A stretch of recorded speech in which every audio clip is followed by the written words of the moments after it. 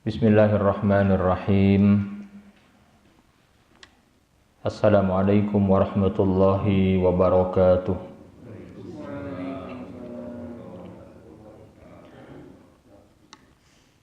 Innal hamdalillah nahmaduhu wa nasta'inuhu wa nastaghfiruh wa na'udzu billahi ta'ala min syururi anfusina wa sayyiati a'malina. Man yahdihillahu fala mudilla lahu wa man yudlil fala hadiya lahu. Asyhadu an la ilaha illallah wahdahu la syarika lahu wa asyhadu anna Muhammadan abduhu wa rasuluh wa safiyuhu wa khaliluh. Addal amanah wa ballaghar risalah wa nasahal ummah wa jahada fillahi haqqa jihadih.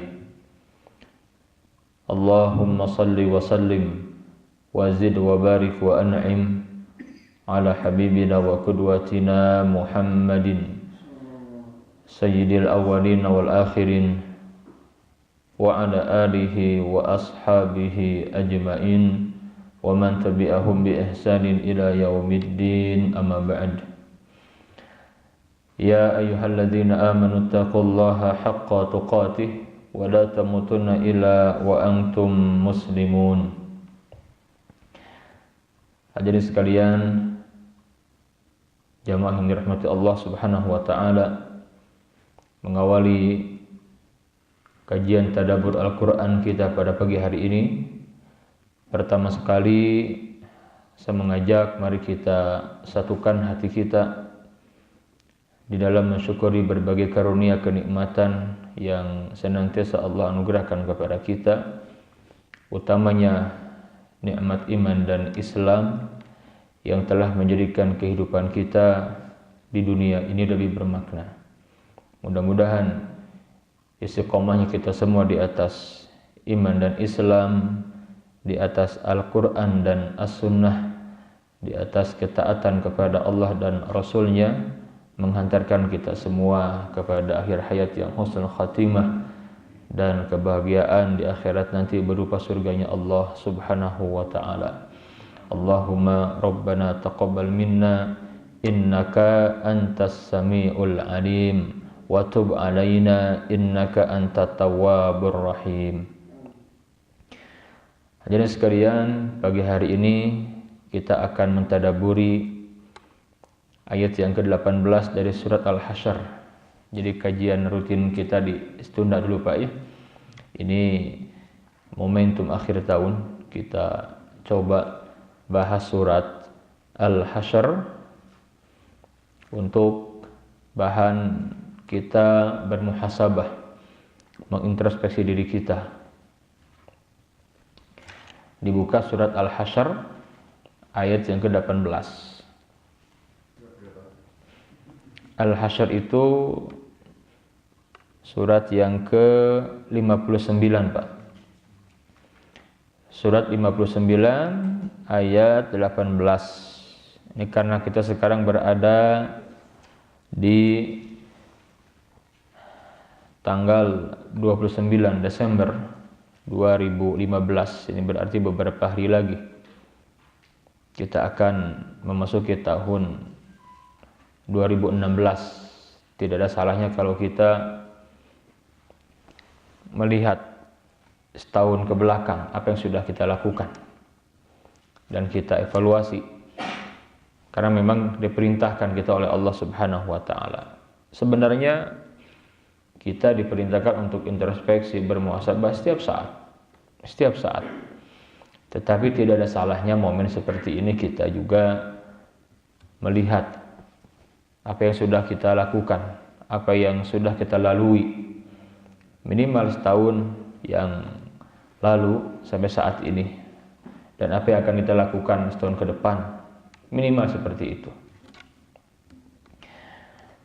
Ada Pak? Ada ya. Di surat ini, di ayat yang ke-18, Allah Subhanahu wa taala memberikan arahan kepada kita agar kita senantiasa menyiapkan bekal, menyiapkan perbekalan untuk kehidupan setelah kematian, untuk menempuh perjalanan panjang menuju Allah Subhanahu wa taala. Allah Subhanahu wa taala berfirman di sini, A'udzu billahi minasy syaithanir rajim. Bismillahirrahmanirrahim. Ya ayyuhalladzina amanu taqullaha wal tanzur nafsum ma qaddamat liqad wattaqullaha innallaha khabirum bima ta'malun. Ya ayyuhalladzina amanu, wahai orang-orang yang beriman, ittaqullah, bertakwalah kepada Allah. Wal tanzur nafsun, dan hendaklah setiap diri, setiap jiwa memperhatikan ma qaddamat lighadin, apa yang telah diperbuatnya untuk hari esok. Wattaqullah, dan bertakwalah kepada Allah. Innallaha, sesungguhnya Allah, khabirun, maha mengetahui, bima ta'malun, apapun yang kamu kerjakan. Ayat yang mulia ini memberikan motivasi kepada kita agar kita senantiasa melihat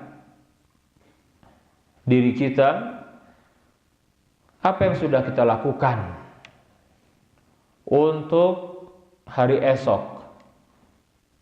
Para ulama ahli tafsir menafsirkan lighadin di sini adalah untuk hari akhirat, untuk kehidupan di akhirat nanti. Jadi Allah Subhanahu wa taala memerintahkan kepada kita, wahai orang-orang yang beriman, bertakwalah kepada Allah, dan hendaknya setiap kita memperhatikan apa yang sudah kita lakukan, amal-amal apa yang sudah kita siapkan sebagai bekal untuk kehidupan di akhirat nanti. Hadirin sekalian, Umar bin Khattab radhiyallahu taala anhu, beliau menyampaikan beberapa kalimat yang layak kita renungkan. Kata beliau rahimahullah, kata beliau radhiyallahu taala anhu, hasibu anfusakum qabla an tuhasabu. Hisablah diri kalian, ya, sebelum kalian dihisab. Ya, introspeksilah. Ya. Jadi diperintahkannya kita untuk rajin senantiasa mengintrospeksi diri, Pak.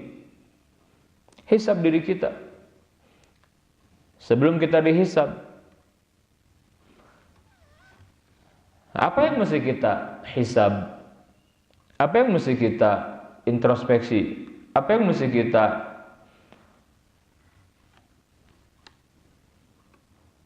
evaluasi?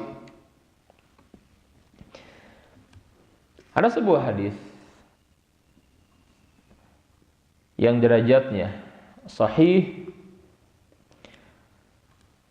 Nabi yang mulia sallallahu alaihi wasallam, beliau bersabda, la tazulu qadama 'abdin yaumal qiyamati hatta yus'ala an arba. Kedua kaki setiap hamba tidak akan bergeser sehingga dia ditanya tentang 4 perkara. Kapan seorang hamba ditanya 4 perkara ini? Ketika dia berada di mahsyar. Apa itu mahsyar? Ardun bayda afra ka qursatin naqiyyin. Bumi yang terhampar luas, tempat yang luas seperti padang pasir. Saking luasnya tempat itu, dia bisa menampung semua manusia, siapapun dia. Dari yang pertama, semenjak Allah menciptakan Adam alaihi salam, Abul Bashar, sampai saat ini, sampai yang terakhir nanti, semua akan dikumpulkan di mahsyar. Entah berapa banyak manusia saat itu, Pak. Sekarang saja jumlah manusia itu katanya kurang lebih 7 miliar di muka bumi ini. 7 miliar yang hidup. Belum yang sebelum kita. Belum yang akan hadir di hadapan kita nanti. Semua manusia akan dikumpulkan di mahsyar. Mahsyar ini tempat di mana setiap hamba akan diadili, akan dihisab oleh Allah Subhanahu wa taala. Apapun yang dia kerjakan, apapun yang dia lakukan akan diminta pertanggungjawabannya oleh Allah Subhanahu wa taala.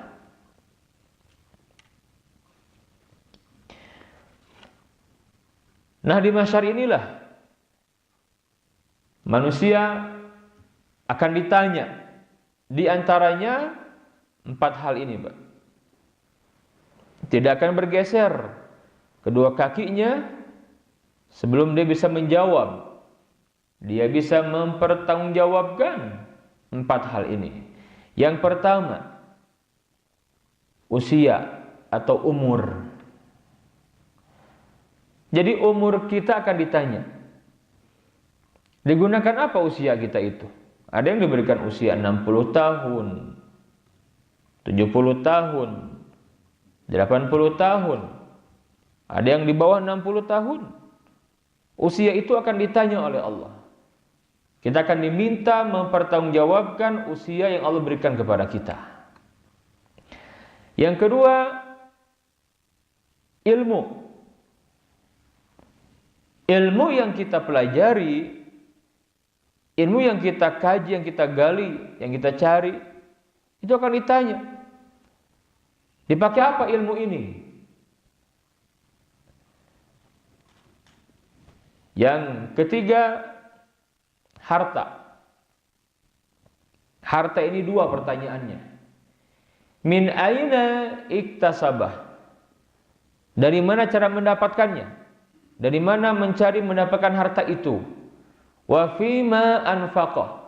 Dan dipakai apa harta itu? 2 harta ini, Pak. Kita akan ditanya cara mendapatkannya, cara memperolehnya.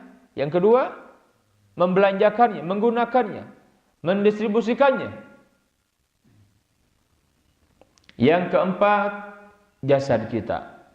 Kedua mata kita, kedua telinga kita, lisan kita, kedua tangan kita, kedua kaki kita.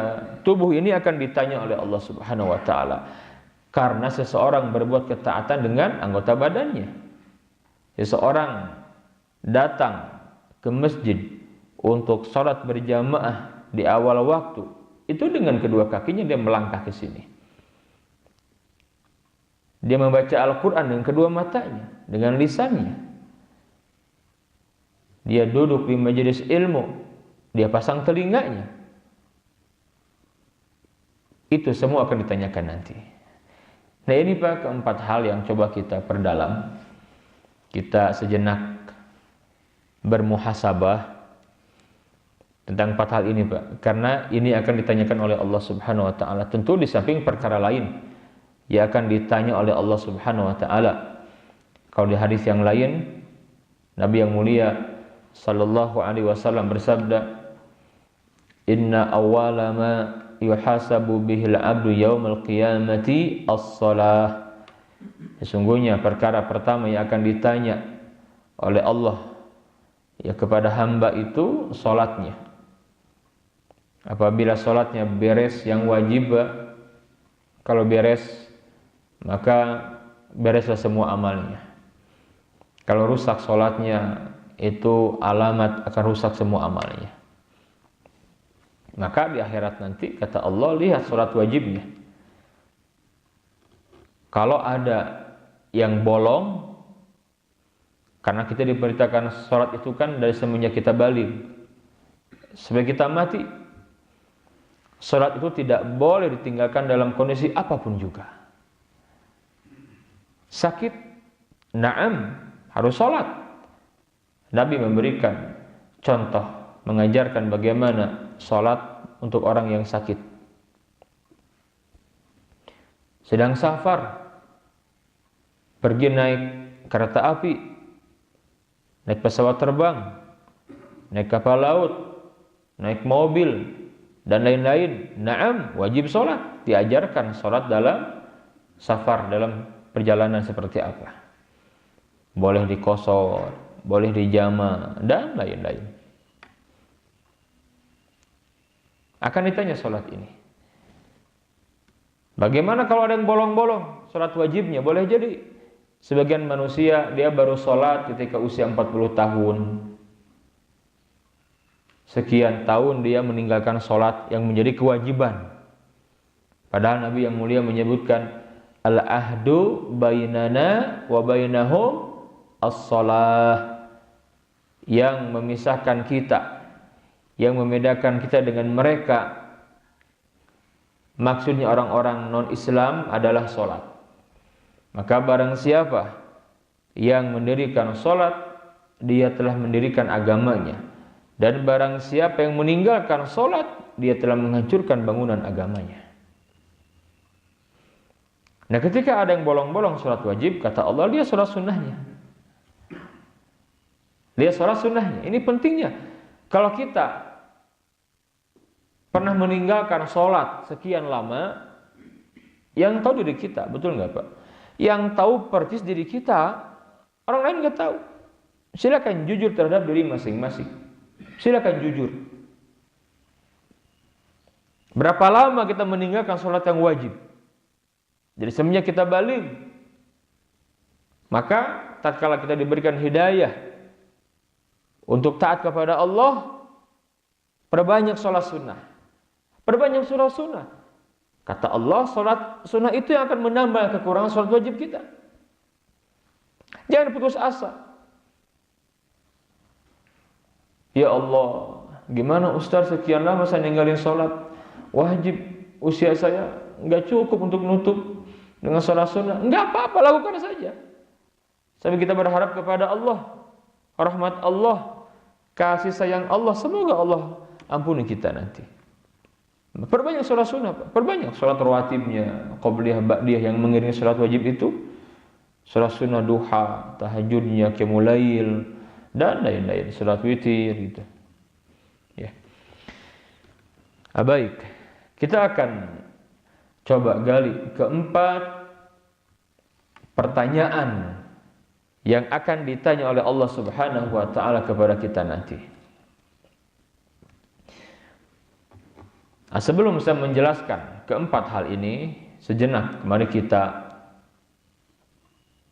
kenali kondisi mahsyar. Suasana mahsyar seperti apa? Manusia dikumpulkan di mahsyar itu, yang pertama tidak beralas kaki. Yang kedua belum dikhitan.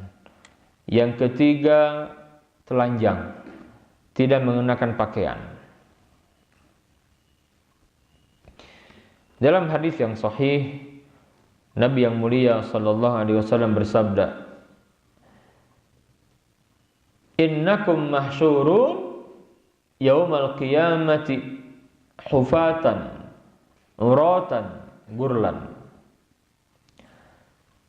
Sesungguhnya kalian akan dikumpulkan di mahsyar nanti hufatan, tidak beralas kaki, uratan, telanjang, tidak berpakaian, gurlan, dan belum dikhitan.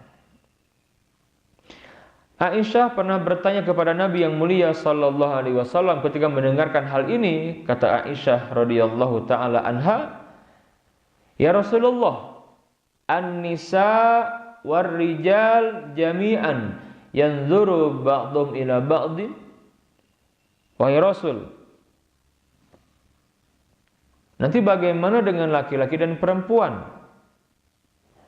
Akan saling melihat aurat ya dong nanti kalau begitu kondisinya. Aisyah bertanya seperti itu kepada Nabi. Kata Nabi yang mulia, "Ya Aisyah, al-amru yawma idzin asyad." Perkaranya waktu itu sangat dahsyat. Dari sekedar ingin melihat aurat laki-laki atau perempuan.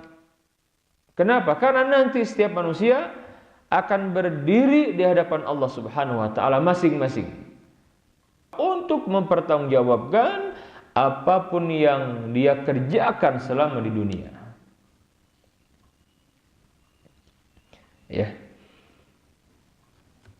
Likulli imri'in minhum yauma idzin sya'nun yughni.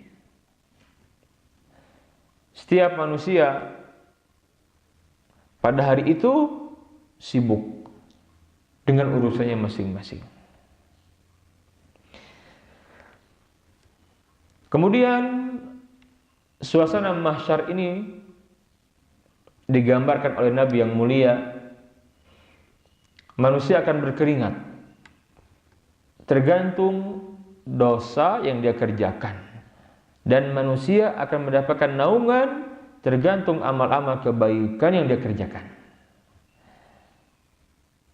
Dari Abu Hurairah radhiyallahu taala anhu, beliau menceritakan, hadisnya sahih yang dikeluarkan Imam Muslim dalam sahihnya, Nabi yang mulia sallallahu alaihi wasallam bersabda, "Tudna syamsu yaumal qiyamati minal khalqi hatta takuna minhum kamiqdari mil." Matahari akan didekatkan kepada manusia itu di mahsyar nanti sehingga jaraknya 1 mil. 1 mil ini sama dengan 1,6 kilo. Apakah akan hancur manusia? Sekarang saja jarak matahari yang sangat jauh, entah berapa pastinya itu.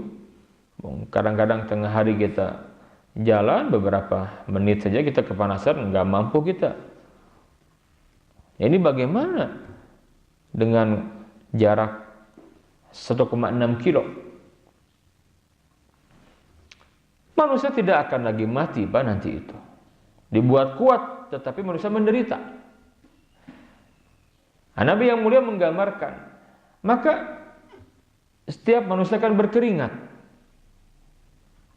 Ada yang keringatnya sampai kedua mata kaki, ada yang keringatnya sampai lutut, ada yang keringatnya sampai pinggang, dan ada yang tenggelam dengan keringatnya. Semua kembali kepada amalnya, ala qadri a'malihim, yang di mana amal-amal yang di dunia ini. Maka keberadaan kita di dunia ini sebentar, ya sebentar, tapi itu sangat menentukan kehidupan setelahnya, baik di barzakhnya, di hari kebangkitan, di mahsyar, tatkala kita melewati as-sirat. Sekarang ini yang menentukan. Fatazawwadu fa inna khairaz zadi taqwa. Maka berbekal kata Allah.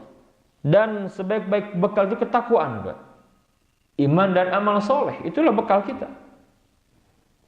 Syariatnya, amal-amal soleh kita yang akan menyelamatkan kita di akhirat nanti. Satu hari di mahsyar itu sama dengan 50.000 tahun di dunia. Di surat Al-Ma'arij Allah Subhanahu wa taala menegaskan fi yaumin kana miqdaruhu 50 alfasana. Satu hari sama dengan 50.000 tahun. Ada tidak Pak manusia yang hidupnya sampai 50.000 tahun? Ada tidak? Enggak ada. Nabi Adam yang paling lama saja hanya 1.000 tahun lebih usianya itu.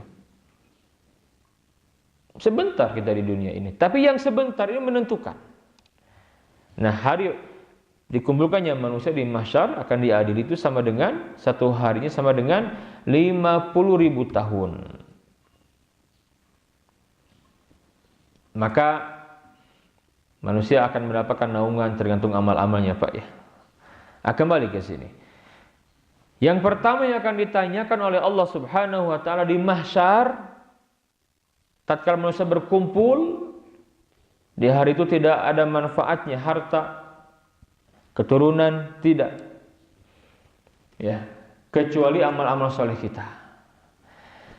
Yang pertama, manusia setelah berada di mahsyar akan dihisab oleh Allah Subhanahu wa taala. Yang pertama kali tadi setelah hanya ditanyakan tentang salat, manusia akan ditanya keempat hal ini. Yang pertama, umurnya dipakai apa umurnya itu? Hamba-hamba Allah, hadirin sekalian, maka manfaatkanlah usia kita yang kita tidak tahu entah berapa lama lagi kita tinggal di dunia ini, entah berapa lama lagi kita hidup di muka bumi ini, kita nggak tahu. Maka manfaatkan. Jangan menunda amal kebaikan. Tatkala ada peluang berbuat kebaikan, lakukan. Jangan ditunda-tunda karena belum tentu ada hari esok. Siapa yang menjamin kita masih hidup sampai besok? Tazawwad minat taqwa. Fa innaka la tadri idza jana lail hal ta'ishu ila al-fajr. Berbekal dengan ketakwaan. Karena kamu tidak tahu ketika malam telah tiba, apakah ada jaminan kamu masih hidup sampai besok pagi? Fakam min sahihin mata min ghairi illatin. Berapa banyak orang yang sehat matinya tanpa sakit dulu.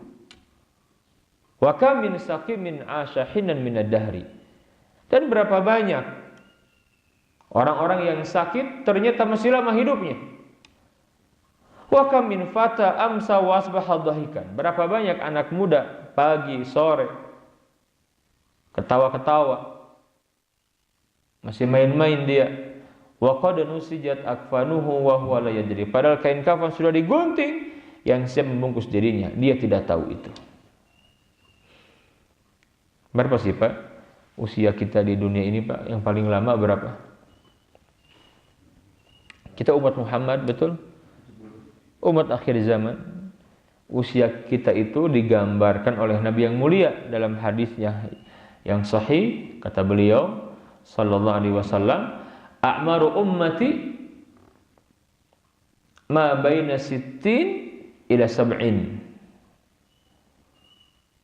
wa aqalluhum man yajuzu dzalika.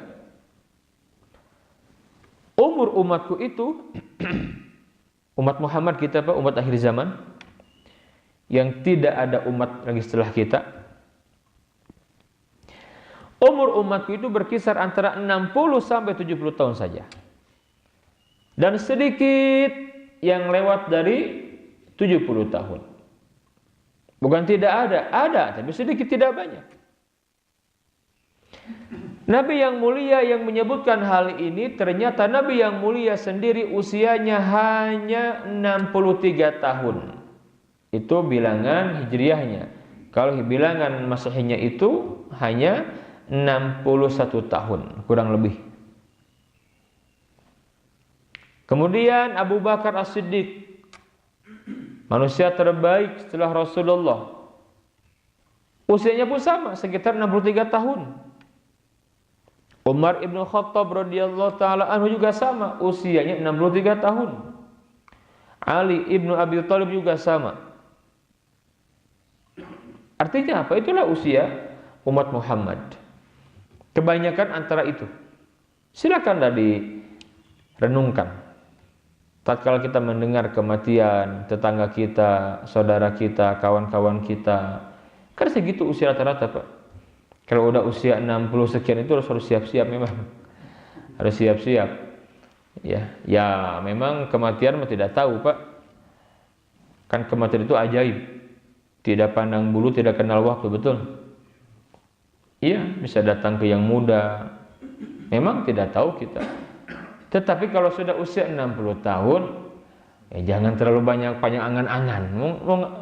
Mau berapa lama lagi? Berapa lama? Kenapa tidak kita ambil pelajaran setiap kita mendengar kematian tetangga kita, saudara kita, kawan-kawan kita yang usianya 60, 61, 62, segitu rata-rata. Ada yang 59, kan begitu. Dan mati tidak urutan. Lahir itu urutan, betul. Kakaknya, adiknya, dan yang bungsu. Kalau mati gitu enggak, Pak? Enggak. Entah berapa banyak orang tua yang anaknya sudah mati lebih dulu. Entah berapa banyak kakak yang ditinggal mati oleh adik-adiknya. Itulah kematian. Nah, usia ini, Pak, modal dari Allah Subhanahu wa taala. Allah bersumpah dengan waktu dalam Al-Qur'an banyak sekali. Wal asri, demi waktu asar, demi masa. Wal fajri, demi waktu fajar. Wad duha, wal laili, wan nahari. Ini agar kita memperhatikan waktu. Ya. Kenapa? Karena memang waktu itu usia itu, Pak. Usia yang kita lalui itu tidak akan pernah bisa kembali lagi kepada kita selama-lamanya. Jam 5 lebih 18 menit pagi ini itu hanya sekali-kalinya dalam hidup kita, tidak akan pernah kembali selama-lamanya. Ustadz, masih ada besok sama jamnya, jam 5 lebih 18 menit. Iya, sudah beda hari. Sekarang hari Selasa, besok hari Rabu. Ustadz, masih ada. Harinya sama Selasa, jamnya sama, jam 5 lebih 18 menit. Iya, harinya sama, jamnya sama, sudah beda tanggalnya.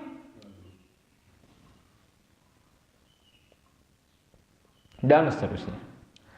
Maka jangan pernah kita berbuat perkara yang sia-sia, apalagi mengerjakan hal-hal yang akan mencelakakan kita. Ya. Itu usia itu modal kita, Pak, ya. Gunakan untuk ketaatan. Maka kuncinya jangan menunda amal kebaikan. Ya. Jangan menunda amal-amal kebaikan. Kalau ada peluang berbuat kebaikan di hadapan kita, lakukan, Pak. Sebagaimana Umar bin Khattab radhiyallahu taala anhu, beliau tidak pernah mau menunda amal kebaikan yang ada di hadapan beliau.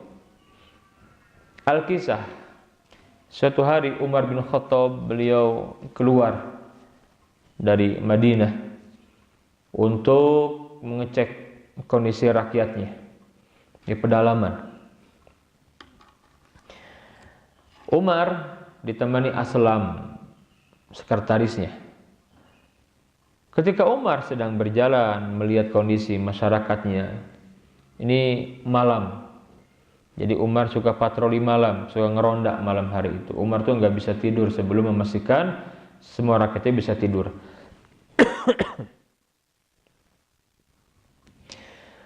Umar melihat ada satu rumah yang nyala lampunya, belum dimatikan, dan ada suara tangisan anak-anak. Maka hal ini membuat Umar penasaran. Maka Umar mendekat. Umar kemudian ngintip. Umar lihat ada beberapa anak kecil yang menangis. Dia lihat ada seorang ibu dan ada panci ya yang sedang seperti memasak sesuatu gitu ya. Umar perhatikan, loh kenapa kok anak ini menangis sampai anak ini tertidur lama Pak, nggak sebentar.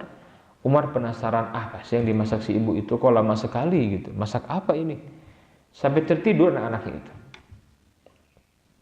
Umar masuk ke dalam rumah ini. Kata Umar, wahai ibu, kenapa anak-anakku menangis? Wah saudaraku, iya memang benar katanya. Anak-anakku menangis karena kelaparan, karena tidak ada yang bisa dimasak beberapa hari ini. Kata Umar, lah bukankah ibu sedang masak itu? Ya coba kamu lihat saja. Umar penasaran, dilihat, ternyata yang dimasak apa? Batu yang gak akan pernah matang. Yang dimasak batu. Umar terkejut, Umar kaget. Wahai ibu, kenapa engkau biarkan kondisimu seperti ini? Kenapa tidak lapor kepada Amirul Mukminin? Kata si ibu ini, iya katanya, saya akan tuntut Amirul Mukminin Umar, saya akan tuntut di akhirat nanti. Saya akan mengadukan kepada Allah. Dia pemimpin sementara kami seperti ini kondisinya, dia tidak perhatian kepada kami. Itu kewajiban dia sebagai pemimpin. Rupanya si ibu ini tidak tahu wajah Umar. Kenal nama, tahu nama, nggak tahu wajah yang mana Umar itu. Ya malumlah, zaman itu kan nggak ada koran, belum ada foto ya Pak ya, belum bisa ngirim gambar gitu, tidak dipasang poster di mana-mana, tidak gitu. Tahu nama, tidak kenal yang mana Umar.